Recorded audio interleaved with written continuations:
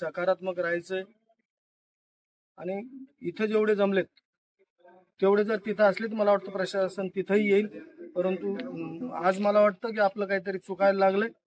मग इथून तरी आज तुम्ही सुनावणीत बघा काय प्रतिसाद मिळतो, त्याच्यानंतर तरी तिथं सहभागी व्हा.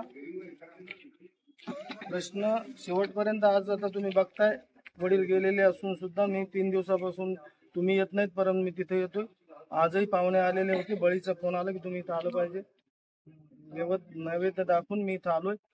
मी तुमच्या बरोबर आहे. सगळ्यांचं काम झाल्यानंतर माझ्या कामाचं मी प्रशासनाला सगळ्याच समोर सांगितले. कलेक्टर ऑफिसमध्ये बी जे लोक आले होते त्यांच्या समोर बी हेच सांगितलं होतं कलेक्टर साहेबांना की दिलीप राठीचं काम शेवटी करा, शेवटच्या माणसाचं काम आधी करा. तुम्ही विश्वास ठेवा. काही लोक तिथूनच हे करतायत, सोबत सगळे आल्याशिवाय काम होणार नाही हे लक्षात घ्या.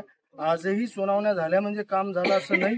काही गोष्टी त्यांच्या हातात आहेत, त्या करतील. जसं हंगामी बागायत असेल आपल्या पुराव्यानुसार ते करतील. परंतु मुख्य मुद्दा आपला जो जमीन मूल्यांकनाचा त्याच्यासाठी प्रकर्षानं लढावा द्यावा लागणार आहे आणि तो आपण देऊ.